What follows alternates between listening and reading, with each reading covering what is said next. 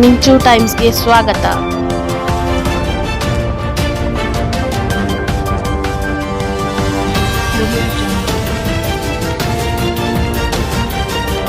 ಮಾಡಿಕೊಡಿ ಅಂತ ನಮ್ಮ ಇದು ಕೇಳಿದ್ದೀನಿ JP ನಡ್ಡಾ ಸಾಹೇಬ್ರನ್ನ. ಅದು ಅದೇ ಇದಿದ್ದಾಗ ವಕ್ಫ್ ಬೋರ್ಡ್ದು ಇದಿತ್ತು ಈ ಸತಿ ಸೆಷನ್ಸಲ್ಲಿ. ಸೊ ಆ ಬ್ಯುಸಿಯಲ್ಲಿದ್ದಾಗ ನಾವು ಏನೂ ಮಾಡೋಕ್ಕಾಗಲಿಲ್ಲ ಅದು. ಆಮೇಲೆ ಪಾರ್ಲಿಮೆಂಟಲ್ಲಿ ಇದೊಂದು ರೇಸ್ ಮಾಡಿದ್ದೀನಿ, ಆಯುಷ್ ಆಯುರ್ವೇದಿಕ್ ಹಾಸ್ಪಿಟ್ಲ್ ಕೋಲಾರ ಡಿಸ್ಟ್ರಿಕ್ಟ್ ಒಂದು ಮಾಡಿಕೊಡಿ ಅಂತ ಕೇಳಿದ್ದೀನಿ. ಇವೆರಡು ಮತ್ತೆ ಮೋಸ್ಟ್ಲಿ ಅದೇ ಇವೆಲ್ಲ ಇದಾದಮೇಲೆ ಇನ್ನು ಸೆಷನ್ ಸ್ಟಾರ್ಟ್ ಆಗೋ ಮುಂಚೆ ಮತ್ತೆ ಒಂದು ಸತಿ ಹೋಗಿ ಒಂದು 2-3 ಸತಿ ಹೋಗಿ ಬಂದ್ರೇ ಇದು ಫಾಲೋ ಅಪ್ ಮಾಡಿದ್ರೇ ಆಗೋದು. ಹೆಲ್ತ್ ಡಿಪಾರ್ಟ್ಮೆಂಟಲ್ಲಿ ಇವೆರಡೂ ಕೇಳಿದ್ದೀವಿ. ಮತ್ತು ಖೇಲೋ ಇಂಡಿಯಾ ಅಲ್ಲಿ ಸುಮಾರು ಒಂದು 15 ಎಕರೆ ಜಮೀನು ಕೊಡಿ ಅಂತ ಕೇಳಿದ್ದೀವಿ ನಮ್ಮ DC ಆಫೀಸಲ್ಲಿ, ನಮ್ಮ AC ಗೆ, ತಹಶೀಲ್ದಾರ್ಗೆ. ಇವತ್ತವರೆಗೂ ಆ 15 ಎಕರೆ ಏನಾದರೂ ಕೊಟ್ಟಿದ್ರೆ ಒಂದು ಪ್ರಪೋಸಲ್ಲು ಇಷ್ಟೊತ್ತಿಗೆ ಖೇಲೋ ಇಂಡಿಯಾ ಅಲ್ಲಿ ನಾವು ಆಲ್ರೆಡಿ ಸ್ಪೋರ್ಟ್ಸ್ ಅಥಾರಿಟಿ ಅವ್ರನ್ನ ಕರ್ನಾಟಕ ಸ್ಟೇಟ್ ಯೂತ್ ಆ್ಯಂಡ್ ಸ್ಪೋರ್ಟ್ಸಲ್ಲಿ ಪ್ರಪೋಸಲ್ ರೆಡಿಯಾಗಿದೆ.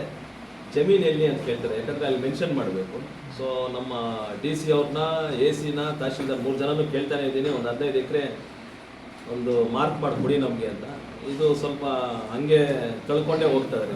ಹಿಂದೆ ಕ್ರಿಕೆಟ್ ಸ್ಟೇಡಿಯಂಗೆ ಒಳಲಿನಲ್ಲಿ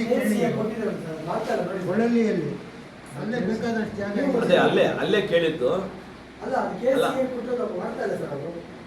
ಯಾವುದು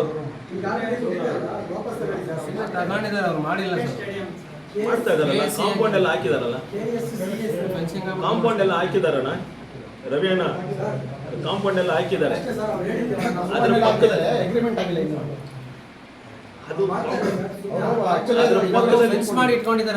ಅದರ ಪಕ್ಕದಲ್ಲಿ 15 ಎಕರೆ ಕೊಡಿ ಅಂತಿದ್ದಾರೆ ಖೇಲೋ ಇಂಡಿಯಾ. ಅವ್ರಿಗೆ ಮತ್ತೆ 10 ಎಕರೆ ಜಾಸ್ತಿ ಕೊಟ್ಟಿದ್ದಾರೆ. ಹಳೆ DC ಏನಿದ್ರು ಅವರು 10 ಎಕರೆ ಜಾಸ್ತಿ ಕೊಟ್ಟಿದ್ದಾರೆ ಇನ್ನ ಅಲ್ಲಿ. ನಾವು 15 ಎಕರೆ ಕೊಡಿ ಅಂತಿದ್ದಾರೆ. ಯಾಕಂದ್ರೆ ಒಂದು ಕಡೆ ಕ್ರಿಕೆಟ್ ಇದ್ರೆ ಬೇರೆ ಸ್ಪೋರ್ಟ್ಸು ಅಲ್ಲೇ ಇದ್ರೆ ಒಂದು ಇಂಟರ್ಲಿಂಕ್ ಆಗುತ್ತೆ, ಮತ್ತೆ ಸ್ಪೋರ್ಟ್ಸ್ಗೆ ಸ್ವಲ್ಪ ಆದ್ಯತೆ ಜಾಸ್ತಿ ಆಗುತ್ತೆ ಅಂತ. ಖೇಲೋ ಇಂಡಿಯಾನೇ ಬೇರೆ ಕಡೆ, ಮತ್ತು KCA ಸ್ಟೇಡಿಯಂನೇ ಬೇರೆ ಕಡೆ ಇದ್ದರೆ ಚೆನ್ನಾಗಿರಲ್ಲ, ಅದ್ರ ಪಕ್ಕದಲ್ಲೇ ಕೊಡಿ ಅಂತ ಕೇಳಿದ್ದೀವಿ. ಅದನ್ನು ಇನ್ನೂ ಸರ್ವೆ ಮಾಡಿ ಕೊಡ್ತೀವಿ ಅಂತಲೇ ಇದ್ದಾರೆ. ಅದನ್ನು ಸ್ವಲ್ಪ ಒತ್ತಡ ಇನ್ನೂ ಜಾಸ್ತಿ ಆಗಬೇಕಾಗುತ್ತೆ. ಮಾಧ್ಯಮ ಮಿತ್ರಗಳು ನೀವು ಸ್ವಲ್ಪ ಕೇಳಿದ್ರೆ ಒಳ್ಳೆಯದಾಗುತ್ತೆ ಅಂತ ನನ್ನ ಅಭಿಪ್ರಾಯ. ಆಗಲೇ ಸಾಕಷ್ಟು ಜನ ಅದಕ್ಕೆ ಕ್ಲಾಸಸ್ ಆಗಿದೆ, ಪ್ರತಿಭಟನೆಗಳು ಮಾಡಿದ್ದಾರೆ, ಮನವಿಗಳು ಕೊಟ್ಟಿದ್ದಾರೆ. ನೋಡ್ತೀನಿ ಅದನ್ನು ನಾನು ಏನು ಅಂತ ವಿಚಾರ ನೀವು ಹೇಳಿದ್ದೀರಲ್ಲ. ಯಾಕಂದರೆ ಯಾರು ಆ ವಿಚಾರ ಹಿಂಗೆ ಪ್ರಾಬ್ಲಮ್ ಆಗಿದೆ ಅಂತ ಯಾರು ಕಂಪನಿಯವರು ಹೇಳಿಲ್ಲ ನನಗೆ. ನೋಡ್ತೀರ ಅಲ್ಲ, ಅರ್ಥ ಆಯ್ತು. ಹಿಂಗೆ ಪ್ರಾಬ್ಲಮ್ ಆಗಿದೆ ಅಂತ ಅವ್ರು ಏನಾದ್ರು ಹೇಳ್ಬೋದಾಗಿತ್ತು ನನಗೆ. ಇವಾಗ ನನಗೆ ನನ್ನ ಹತ್ರ ಹೋಂಡಾ ಕಂಪನಿಯವರು ಬಂದು ಮಾತಾಡಿದ್ರು. ಅದು 2 ಲೈನ್ಸ್ ಇದೆ. ಒಂದು ಹೋಂಡಾ ಕಂಪನಿ ಡೈರೆಕ್ಟ್ ಎಂಪ್ಲಾಯ್ಮೆಂಟ್ಸ್ದು, ಒಂದು ಲೈನ್ ಎಂಪ್ಲಾಯೀಸ್. ಆ ಲೈನ್ ಎಂಪ್ಲಾಯೀಸ್ ಸುಮಾರು ಒಂದು 100-150 ಜನ ಬಂದಿದ್ರು ನಂತರ. ಅವ್ರೇನು ಹೇಳಿದ್ರೆ ಕರೆಕ್ಟಾಗಿ ನಮಗೆ ಇದು ರೇಸ್ ಮಾಡ್ತಾ ಇಲ್ಲ ಇನ್ಕಮ್ಮು ಅಂತೆಲ್ಲ ಹೇಳಿದ್ರು. ಆ HR ಮಾತಾಡಿದ ಮೇಲೆ ಆಲ್ರೆಡಿ ಅದನ್ನು ವಿಚಾರ ಮಾತಾಡಿದ್ದೀನಿ ಸರ್, ಅದು ಪ್ರಾಬ್ಲಮ್ ಸಾಲ್ವ್ ಮಾಡಿದ್ದೇನೆ ಅಂದರು. ಒಂದು 2-3 ದಿನ ಆದಮೇಲೆ ಹುಡುಗರು ಬಂದು ಸರ್ ನಮಗೆ ಸ್ಯಾಲ್ರಿ ಇನ್ಕ್ರೀಸು ಆಯಿತು. ಆಮೇಲೆ ಇದು ಅಂದರು, ಆ ಹೋಂಡಾ ಕಂಪನಿಯಿಂದ ನನಗೇನು ಅಂದರೆ ಒಂದು ಕಂಪನಿಯಿಂದ ನಾನು ಹೇಳ್ತಾ ಇರೋದು, ಯಾಕಂದರೆ ಎಂಪ್ಲಾಯೀಸ್ ಬಂದರು. ಬಟ್ ವಿಸ್ಟ್ರಾನ್ ಕಂಪ್ನಿದು ಒಂದು ಮಾತ್ರ ನಂದು ಕಂಪ್ಲೇಂಟ್ ಇದೆ ಅವರಿಂದ 3 ವರ್ಷ ಆದಮೇಲೆ ಅವ್ರನ್ನ ತೆಗೆದಾಕ್ತಾರೆ ಅಂತ. ಅದನ್ನು ಆಲ್ರೆಡಿ ನಾನು ಪಾರ್ಲಿಮೆಂಟಲ್ಲಿ ರೇಸ್ ಮಾಡಿದ್ದೀನಿ. ಆಮೇಲೆ ಮನ್ಸುಖ್ ಮಾಂಡ್ಯ ಏನು ಎಂಪ್ಲಾಯ್ಮೆಂಟ್ ಮಿನಿಸ್ಟ್ರಿ ಇದ್ದಾರೋ ಅವ್ರಿಗೂ ಒಂದು ಲೆಟ್ರ್ ಕೊಟ್ಟು ಕಾಂಟ್ರಾಕ್ಟ್ ಬೇಸಿಸಲ್ಲಿ whether it is Honda company or BEML ಆದರೂ ಆಗಲಿ ಯಾರಾದರೂ ಆಗಲಿ ಕಾಂಟ್ರಾಕ್ಟ್ ಬೇಸಿಸಲ್ಲಿ ಕಾಂಟ್ರಾಕ್ಟರ್ ಯಾರಾದರೂ ಬಂದರೆ there is no problem. 3 years ಅಲ್ಲ, ಒಂದು 8 ವರ್ಷ 10 ವರ್ಷ ಆದರೂ ಕೆಲಸ ಮಾಡಿಸ್ಕೊಂಡು ಹೋಗ್ಬೋದು.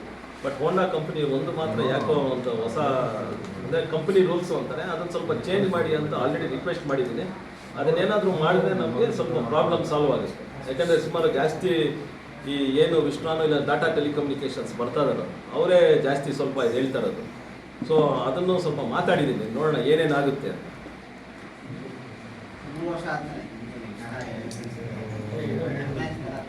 ಅದೇ ನಾನು ಹೇಳಿದ್ದು.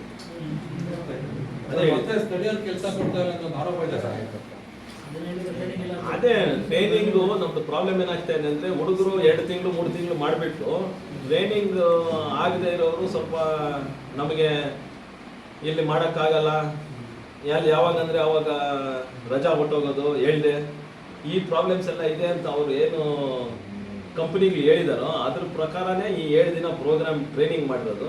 ಇದನ್ನೆಲ್ಲ ಮನವರಿಕೆ ಮಾಡಿದ್ಮೇಲೆ ಆಮೇಲೆ ಅವರು ಹೋದಾಗ ದೇರ್ ಬಿ ಎ ಚೇಂಜ್, ಅದು ನಾನು ಎಕ್ಸ್ಪೆಕ್ಟ್ ಮಾಡ್ತಾ ಇರೋದು.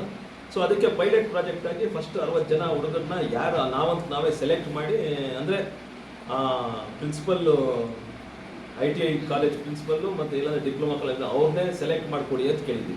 ನಾವು ಸೆಲೆಕ್ಟ್ ಮಾಡಿದ್ರೆ ಚೆನ್ನಾಗಿರಲ್ಲ, ಯಾಕಂದ್ರೆ ನಿಮ್ಗೆ ಅವ್ರಿಗೆ ಗೊತ್ತಿರುತ್ತೆ, ಎಕ್ಸ್ಪೀರಿಯನ್ಸ್ ಆಗಿರುತ್ತೆ, ನಿಮಗೆ 2-3 ವರ್ಷ ನಿಮ್ಮ ಜೊತೆ ಇದ್ದಾರೆ ಹುಡುಗರು. ಸೊ ಅಂಥ ಹುಡುಗರನ್ನ ಸೆಲೆಕ್ಟ್ ಮಾಡಿಕೊಡಿ ಅಂತ ಕೇಳಿದ್ವಿ.